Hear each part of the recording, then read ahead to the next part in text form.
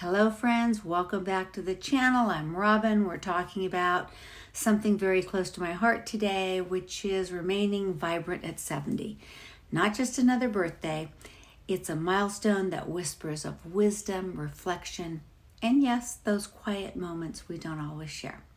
But before we dive in, a quick personal update. I had my 70th birthday. My family came to the Redwoods. It was just magical. I'm going to do a whole post. Family came to the Redwoods. It was just magical. I'm going to do a whole post on it later. So let's get into it.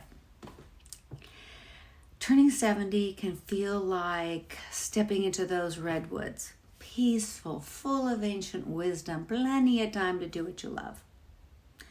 However, let's get real. It also brings those silent struggles we rarely voice. Moments of deep gratitude are often mixed with a poignant quiet. You might wonder if someone truly sees the battles you're facing inside. If you're feeling a bit unsure or lonely, or just need a nudge of encouragement, pull up a chair.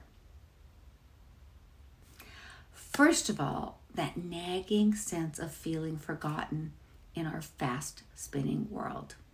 At 70, you might be right in the middle of the family or friends, yet feel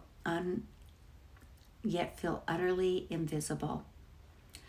The world's pace has kicked into overdrive, and maybe you're wondering if you've been left behind. Phone calls dwindle, invitations taper off, and it can seem like life zoomed on ahead without a backwards glance. You've poured decades into caring for others, raising kids, building career, being the rock. But now the quiet rings much louder. Even with good intentions, folks might overlook you. Yeah, sure, they chat about the weather or their to-do list, but they forget to ask, how are you really? It stings when conversations just skim the surface and you crave to know that you matter, not just for your past, but for your vibrant now. Those doubts creep in. To reclaim visibility, speak your heart. Gently tell loved ones you miss those deeper connections. Volunteer your wisdom when wanted. Share a skill or just host a coffee clutch. You're not done. Keep showing up. You matter more than words can say. Now let's talk health. That's a thief that can steal your peace silently without really making much fanfare. It's the subtle shifts, the nagging aches, the nightstand full of pills, or the worry that your body's reliability is fading. Others might think it's minor, but it erodes your calm when your memory stumbles or you just don't feel right during the day. Don't hide it to feel strong, or don't hide it to seem strong. Do these things. Do these things. Find a doctor with warmth, with true interest in you. If it feels like you're being rushed to your health appointments, go elsewhere. Seek those doctors who truly listen.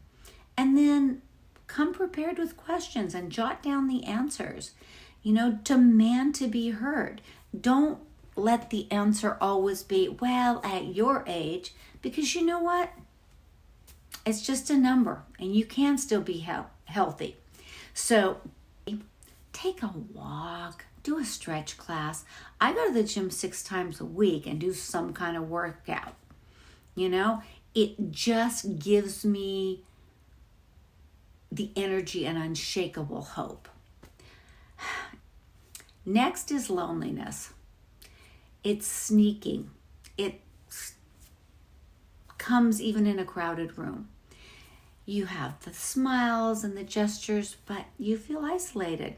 your family's there, but the conversations are surface level. How are you? And then they rush off without waiting to hear the answer. Many of us have lost friends. I've been to more funerals than I care to admit.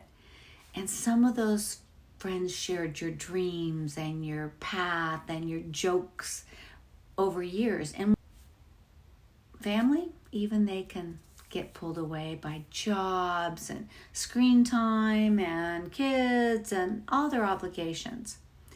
You know, you grin through it, but inside there's an exclusion that's echoing. So reach out. Go to the gym, to the same exercise class, and find a buddy. Be in a Bible study or a small group from church. Go places where pretense melts away and you can truly see someone on a regular basis. And when you do, make it about them. Care about them. Don't care about you. Because you know what? When you open up to others, that's when the joy gets in. And now, purpose. You don't have a 9 to 5. There's an empty nest, and ChatGPT is where your daughter goes to get advice rather than asking you. So, you know what? Find a young soul to mentor. Aid a neighbor. Bake a cake for somebody. Write letters to your grandkids, even if they're too young to read them now. Offer kindness, care, and intention. People want that. And then live in the moment. Enjoy the book, the study, the music. And finally, embrace your age. Start believing that your best days aren't history, they're unfolding now. Strength isn't physical, it's a resilient spirit. Craft tiny uplifts, whether that be a walk at dawn or, a conversation, a memory that takes you back to your youth. Pursue new hobbies. I started this channel, okay? I'm failing forward. I don't care. Find a little circle of friends. For me, I have a prayer group, online chat, and we share each other's woes and our triumphs, and those things nourish me. Find something where you can be involved in a group where you just love others and don't think about yourself. Have faith that the Lord still has plans for you. He's not done with you yet, because if he was, you'd be with him. So know that you still have work to do and find a mission to do it. And finally, don't seek validation for others. Don't compare yourself with others. That is the trap for disappointment. So think about what's on your bucket list. Hit that bell for that Redwoods video soon. Subscribe. Go out and live fully, and God bless. Bye-bye.